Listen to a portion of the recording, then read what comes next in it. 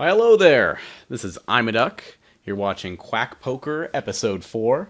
This time around, we're going to do something a little bit different. I've been playing a bunch of these $2 no limit heads up tournaments on Cake or on Juicy Stakes, which are actually pretty cool tournaments because because it's not a turbo, so the blinds actually go up at a usual pace, so you actually get some pretty good play in there. I've been on a heater for them, but I haven't played very many of them. I played about 6 in a row, and I've won every single one of them. And it's been a combination of good luck and really bad opponents, which, I mean, if you have both of those going for you, I mean, what could possibly go wrong? We're still waiting for someone to join us, but usually these have filled pretty fast in my experience, so we shouldn't have to wait too long. But while we wait, it's time to open our Beer of the Week. Beer of the Week this week is from Jester King Brewery. It's a local brewery in Austin, and it is their Atrial Rubicite. Ooh, ah. And so this is basically a lambic. We're keeping on this sort of fruity beer tradition here. And so it's technically not a lambic because that's sort of like this weird, champagne sort of thing where you can't really call things lambics, I guess, unless they're made in a certain region. But anyway, what a lambic is, if you don't know, it's another one of these nice little fruity beers. It is actually made with raspberries, and they tend to be soured beers. So you sour them, you add a bunch of raspberries to them, you age them a very long time in some nice barrels, and what you get out of it is something that's kind of sour, kind of sweet, kind of fruity, kind of beer, kind of winey, all at the same time.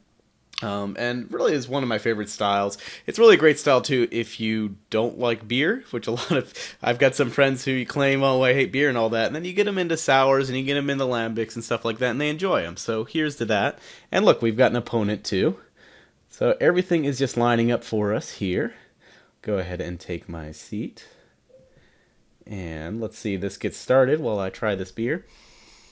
It smells very nice, but not, the raspberry is a little bit faint in it. So I should throw out here, I'm talking beer and talking hands all at once. This is going to be utter chaos. So I should throw out there that I am not really any sort of expert. Sorry. Hopping through too many windows here. I'm trying to fix something. I'm not really like a big expert in heads up at all. It's something I've just been tooling around with lately because it's kind of fun. And like I said, I've been on a heater, so why not keep playing it? Keep running while you're hot, I guess.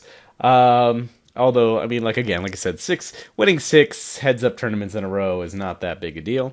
But yeah, here we are. Ace-5, of course, we're call. We could potentially raise, I guess, but we're still trying to learn our opponent here. We'll go ahead and check and see if he's gonna, try to get some more information, see how often this guy c-bets. He c-bets pot, which is a lot. But I kind of find that a lot of times when opponents c-bet pot, it means they're kind of weak, at least at these stakes, and so they're just trying to take it down. But of course we're not going anywhere. We make an excellent turn card here in the 5. So we're going to go ahead and check it to him again, see if he wants to continue with this. Don't know anything about this opponent. I haven't played him ever before.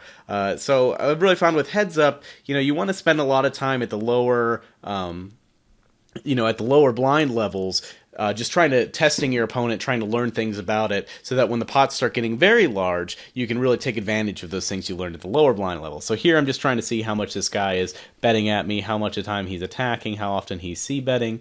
We are going to go ahead and raise it up here because we probably have the best hand.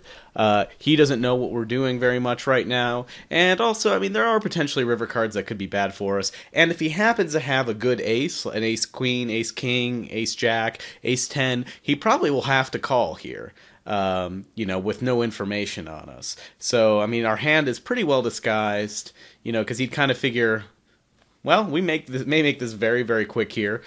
He makes a small raise, but I'm kind of feeling like he's just going to call me if I shove it here. If he has like 6-8, we're in trouble. But I don't think there's anything I can do other than shove here. And if this might be a very, very short video, but I think we just jam here because he could very easily have a draw, very easy have an ace-queen hand. Yeah, so that's exactly what I was hoping for. And yeah, we take it down. He's still got 80 chips left. He could come back. This may be a very, very quick one. But of course, we'll run another one here if we do happen to just take this down in one hand, as you see there. But I think, I mean, our raise paid off there. I think it was pretty bold of him to raise again there and jam it in. I mean, he had to be a little wary. I mean, there were plenty of things we could have had there.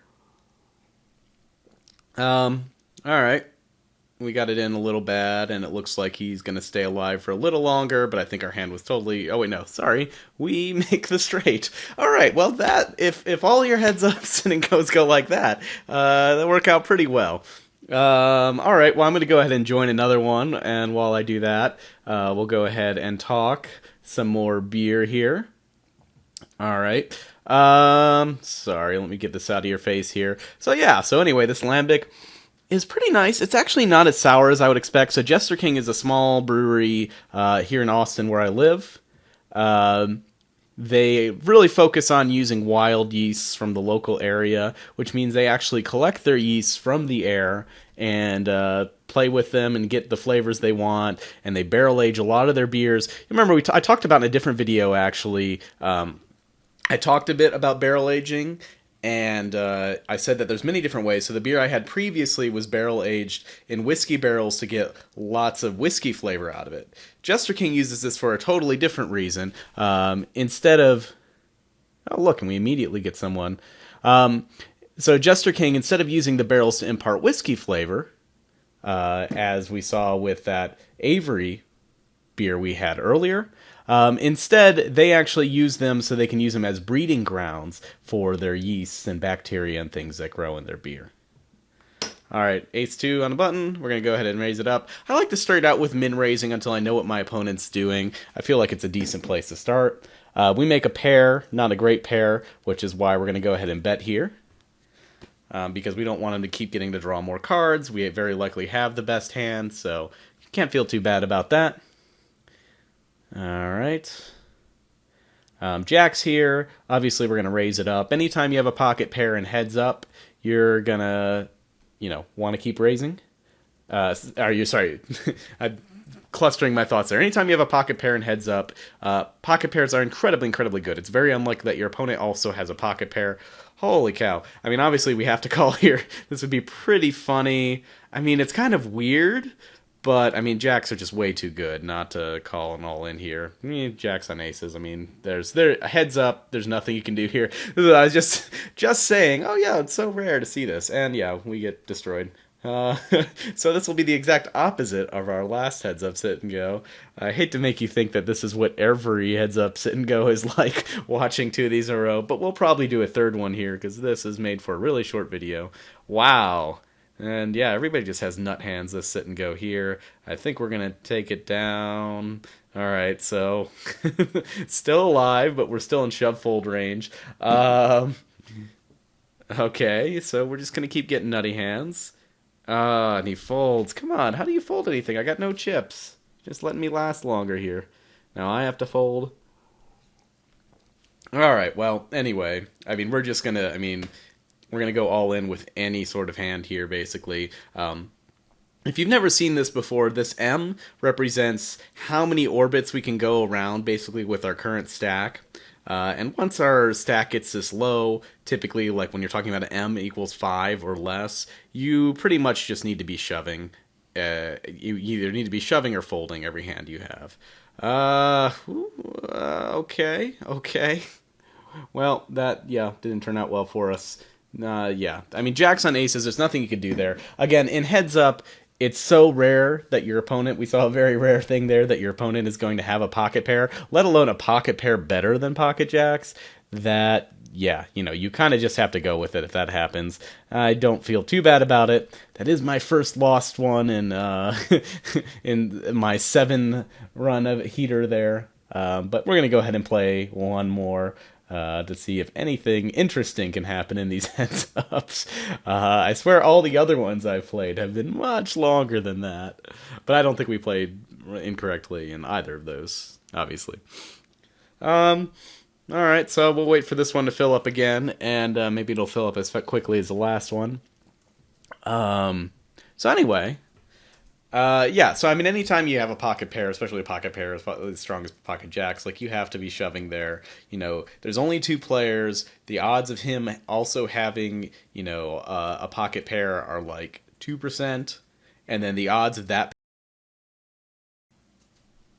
Hi, sorry if there was a glitch there. My recording software crashed, but hopefully I've merged these two sessions together now. Still waiting on our third No Limit Heads Up to start. So like I was saying though, yeah, with a pocket pair, you pretty much have to go for it. I was a little wary that guy shoved, made such a huge overbet shove. Like that's really crazy, and you usually only see, people who aren't very good do that with insane hands. Aces and kings basically are the only times, and some people will only do it with aces. So I actually was a little bit worried there when he did that. But since we really literally had no information on this guy other than he's playing a $2 sit and go, so he might not be that great, we had no other information on this guy.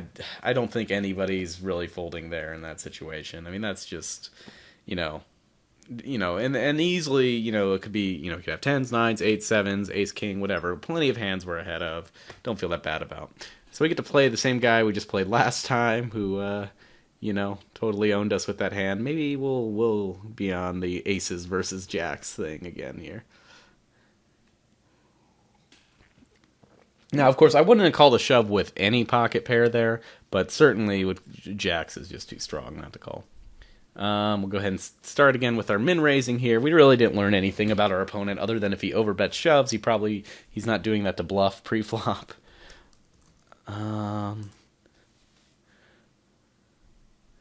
Alright, so we bet out on this flop because we're on the button, we're pre-flop aggressor, why not? Usually he's got to fold if he didn't make it. He calls there, we turn a pair, it's probably not good, but I'm not going to feel bad about checking it here. We don't know our opponent right now, and I feel like the best course play is just to check it here. He checks quickly again. This kind of makes me think his most likely hand is a queen, but I don't think he's going to give up a queen unless he, shove, and I'm not willing to risk my whole stack for that. And he might not even give up a queen if we shove. So I'm fine with this to check here, and yeah, he had exactly what I said there. I figured it had to be a queen because if it was an ace, he'd almost certainly be betting out on the river there for value. Very few opponents won't do that unless it was something like an ace-2 or something. Again, I don't think we would be betting him off of that at all since we didn't bet the turn. We could have bet the turn, bet the river, maybe gotten him off, but a lot of opponents too will not fold any made hand, and heads up is something I found. So until I know that, I'm not going to make these big bluffs. I mean, it's not so bad now since the blinds are so small and all that, and I was in position so I could do some things. If you're not used to playing heads up at all, it's worth mentioning, you're going to notice when you're playing a lot more hands. I mean, and that's just how heads up works. You need to be playing tons and tons and tons of hands. Your VPIP might be around 80% or something. It's totally normal for heads up. I'm going to throw out a bet here just to kind of test them. Actually, I could throw out two bets. That ace is a pretty good turn card for us. Now, the fact that he called my first bet kind of means he might have an ace, but we're going to see. The fact that he does this min raise here almost certainly means that he did have the ace. So you ask, what does he call on the turn when we bet there? Ace, kings, queens, any high card, because he figures, what's the odds that we hit this 3 here? But when that ace hits, it's a good card for us to bluff at, but if he's got the ace, he's not going anywhere, obviously. Since I'm going to play around with bet sizing here, and we've got a good hand, so no reason not to make it a little bigger. Again, in heads up, it's interesting to test your opponents. Pre-flop, some opponents don't know how to adjust to heads up, and will still have a VPIP of 30 or something like that or less. And those opponents you can just destroy because you can just keep betting at it. You just raise every time, any 2 cards, and you're going to be profitable with that because they're the only person you need to fold in order to make an immediate profit. So definitely, but it's something to test. Other opponents have figured it out. Some opponents won't ever fold to any size raise, and they don't pay attention to your raise sizing at all. So, other opponents will, make their hand strength very obvious pre-flop. They'll always raise anything that's got an ace in it or something. So it's worth playing around with. This guy makes a very quick min raise here. I'm going to go ahead and call since we do have a pair. But again, I'm just kind of testing my opponent at this point. We're still fairly deep stacked, so I don't feel too bad. He makes this huge overbet here. We do have to fold, obviously. I mean, there's no way bottom pair is strong enough to deal with that. So we're just going to go ahead and fold here. I'll get back to talking the beer at some point if there's ever a lull. It's much harder in these heads up videos to do this. 8-10. I think this hand is potentially strong enough to raise here. And in fact, I think I'm going to. Just, again, I'm testing my opponent here. Let's see what he does when I raise. Here, we should be able to rep an ace pretty easily. And so, you know, interesting that he called there. I'm going to make one more bet, but I am getting a bit worried now about our stack sizes and everything. But I don't... our opponent just has the jack here, I guess, is what's going on. And so, obviously, we're just going to check fold here. I don't think we could get it by shoving. Almost certainly our opponent's got the jack. Almost certainly he's going to bet this river here. Or maybe he even has the ace, though the ace he might raise. But, yeah. Okay. So, all right, so we've tested our opponent so far. We've seen, at the very least, he doesn't seem to be too scared off, but he may have just had a few made hands. We haven't seen too many hands with him. But he hasn't been scared off by our pre-flop betting and that sort of thing. Because he hasn't, and he's seen how aggressive we are, we can go ahead and be aggressive here. There's no point in slow playing this two pair here. And, of course, two pair is the nuts and heads up, basically. That's all right turn card for us, especially if he's also on a flush draw. We make the full house, so obviously we're just going to try to stack off here and see what he does. I mean, I wouldn't be surprised if he just folds here. He could have had a flush draw. He could have had an ace and all that. I could have made a small bet there to try and keep some aces in. But, I think that almost looks a little bit stronger than just shoving. And he's seen us be so aggressive that, it's not too unreasonable. He's seen us being so aggressive, so, we might as well go for it. Here's an excellent flop for us, obviously, so we're going to keep betting here, keep putting that aggression on him, because he's seen us be aggressive with, totally dead hands. So that's a crappy turn card for us, but we'll keep betting because even if he does have the ace, we still have outs. If he's got a worse jack, he's going to call. All right. We're going to jam here again because, again, we jammed on the last hand. And I think, at some point, a lot of players will just start getting frustrated and they'll go, you can't be making every hand. They're going to be like, okay, there's no way, so if he has any made hand, he's going to go for it. Again, I think you could debate making smaller bet sizes there, but when the pot is the same size as your stack at that point, I think, and we just had another hand where we did the exact same thing. I think it looks a little bit bluffy, at least to less experienced players. I think more experienced players will pick up on the fact that I'm probably not going to run the exact same bluff twice in a row, even if it worked.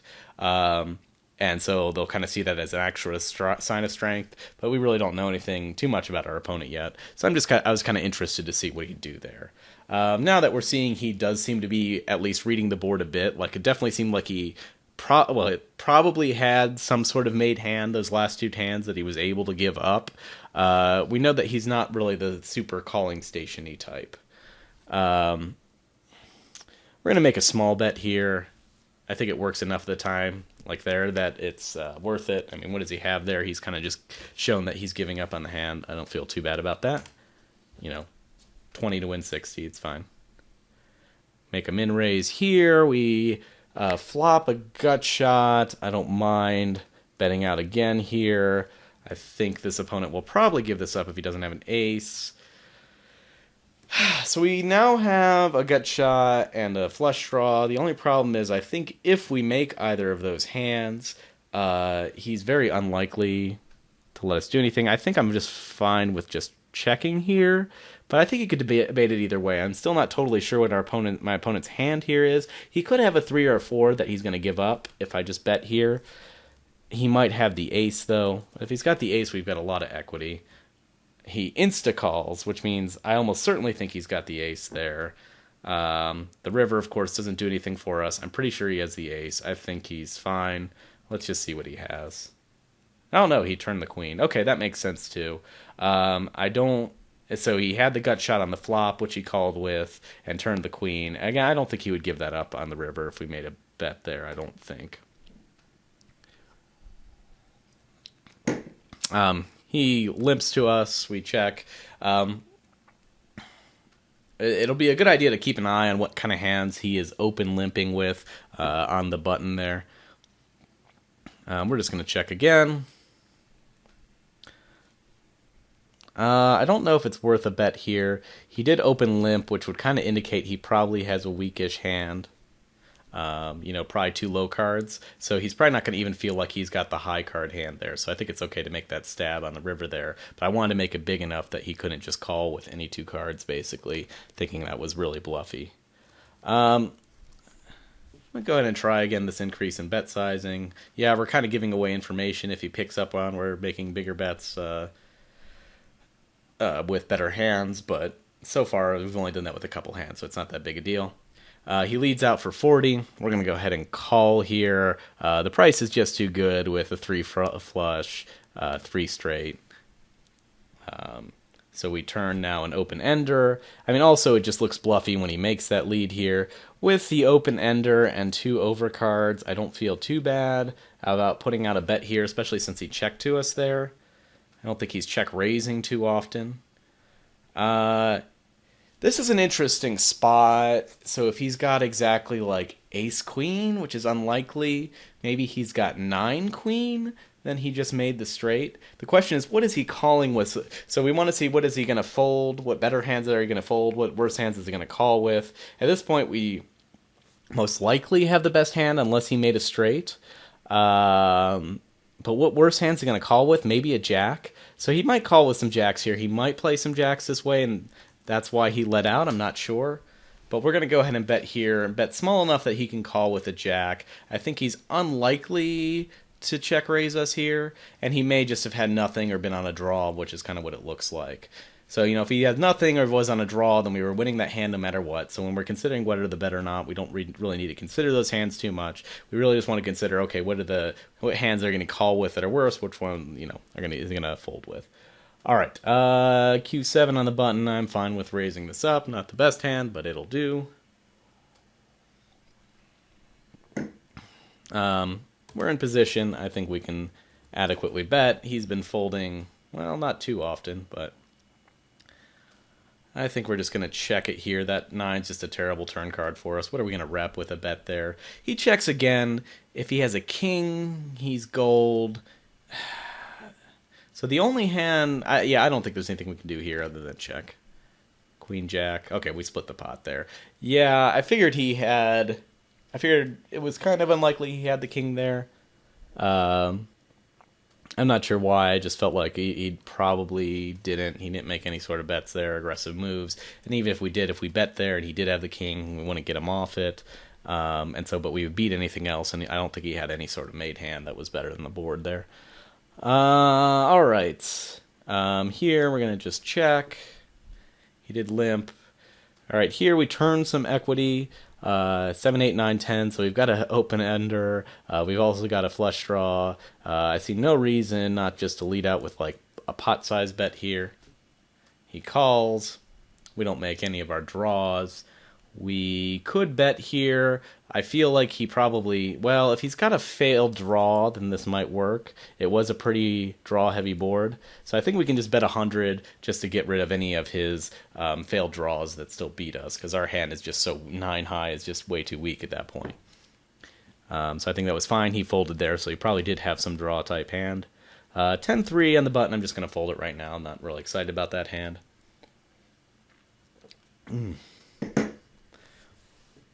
All right. So we got 9s here. Again, pocket pairs. They're amazing in heads up. We are going to go ahead and raise it up. I think I can make it 200. See what he does here. 200. He calls. We almost certainly have the best hand here. So we're going to keep betting. I don't know what he's going to do, but there are some turn cards that would be scary for us here. So I think we should just might as well go ahead and bet, since we almost certainly have the best hand. It looks pretty strong, so I think very rarely is he calling us there, even with like ace high or something. But I think it's fine to just take the pot down there so we don't have a more complicated hand out of position if any sort of scary turn card comes. And we're probably not getting any value out of there anyway, unless he just happens to make a hand. Flop, pretty sweet hand here. two pair. So we're going to go ahead and bet. Good idea, I think, to bet here for protection and value, because he could be on some sort of hearts draw, which he will call us with, and so it is some value for us in addition to the protection. He calls us very quickly, so he's probably hit something on this board. He might be on some sort of draw. We make the full house. I don't want to bet too big here. I don't think there's any reason to. I think it looks more bluffy if I just make a smallish bet here. And I think he's more likely to call us with whatever. And if he does have a big hand, he's just going to shove on us. Looks like he just didn't make a draw there, I think is all that happened. Or he had a very weak pair that, after 3 barrels, he's going to fold no matter what. I mean, we could have made that bet size really small to, I guess, open up the range of hands he'll call us with, and maybe that's something that could be argued. But I felt like we made it small enough. I didn't want him to just... It was small enough that I got enough hands in while we still got a decent amount of value out of it, basically. So making it a little bit smaller might open up a few more hands that he would have called us with, but at the same time, we lose value all those other times where he's calling us with worse hands, where he just flats it with worse hands, and we don't get as much money as we could have. If that makes sense. So if you think about all the streams, I think the EV is better there to make the bet size about what I did. Unless you have a better read on that hand than I do about what maybe his potential hand was there. But it looked like some sort of misdraw. I'm going to go ahead and bet it out here. Don't see why not. Yeah. So we've kind of turned the tables on our opponent here. We were down a bit, and now we are up a bit. But... you'll see our M's are still pretty big here, as I'd mentioned the M's earlier. With an M over 20, it's basically deepish stack poker, so there's still a lot of things that can happen. We have a very disguised hand here. We haven't check raised yet, so I think I'm going to go ahead and try it. Our opponent doesn't even see bet, so he may not have any piece of this board. I'm going to go ahead and make a bet out here. He calls us. This is kind of a crappy river because he doesn't bet on the flop, but on the turn he's a little more excited about his hand. What does that mean? It could mean he's either got a small pair that he's probably not going to call us with here, or he was on some sort of flush draw. But I guess not. So what did he end up having? Ace-2. Oh, and he just wanted to call us. Okay, so he made the 2 on the river and felt like he could call us down on there. That was kind of a ballsy move for him, given we did show some strength. And in addition to that, his stack is starting to get a little bit low, and so he should be a little bit more mindful of his stack, maybe. But he also has seen just how aggressive we've been, so maybe he's still on this, oh, this guy's bluffing sort of mood. Here we've got queens. I don't see anything we can do other than raise it up. I mean, I could just check here to kind of disguise the hand, but I don't feel bad about raising it up, and he still does call it. I thought he might fold just because, I feel like he is limping with bad hands.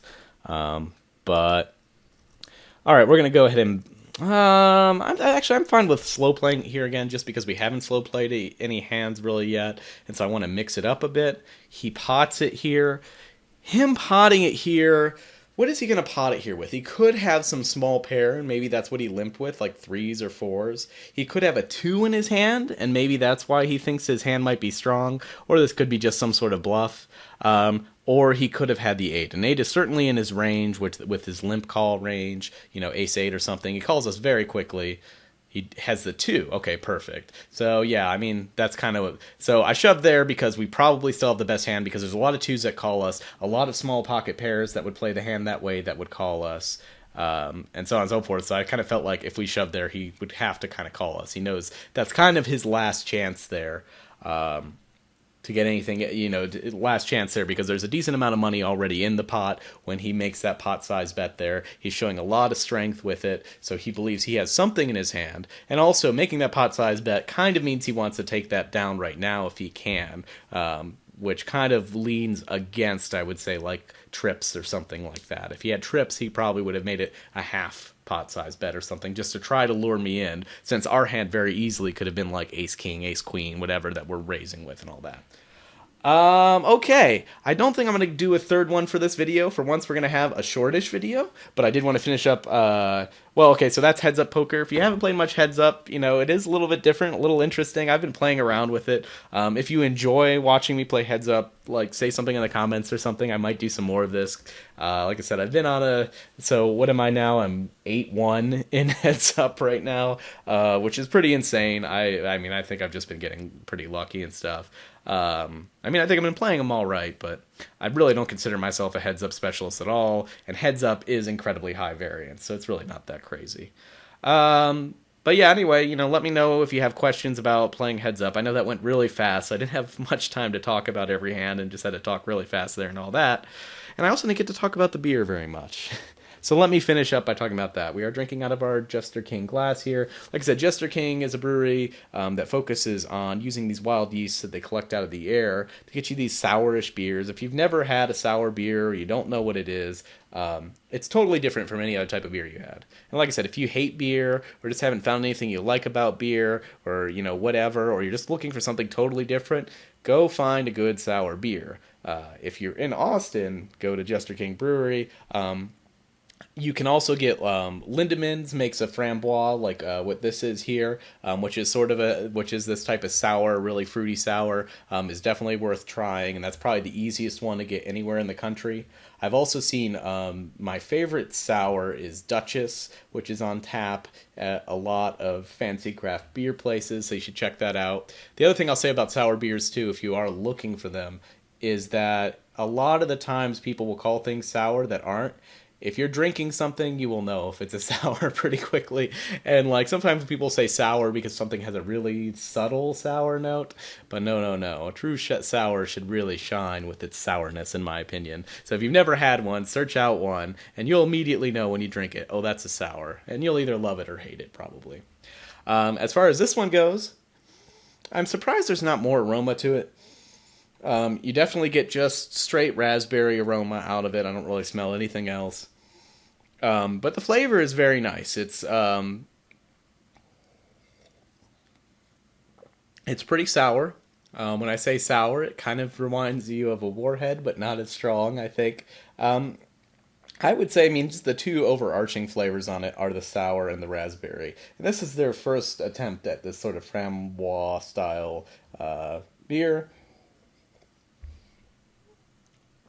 And I like it. It's got the right level of carbonation. It's got a little bit of aftertaste. It's like a little dry and flat, but it's nice and smooth for the most part. And it has a very, very pretty pinky reddy color. You can also see I'm using my official Jester King glass, because what else are you going to drink it out of, right?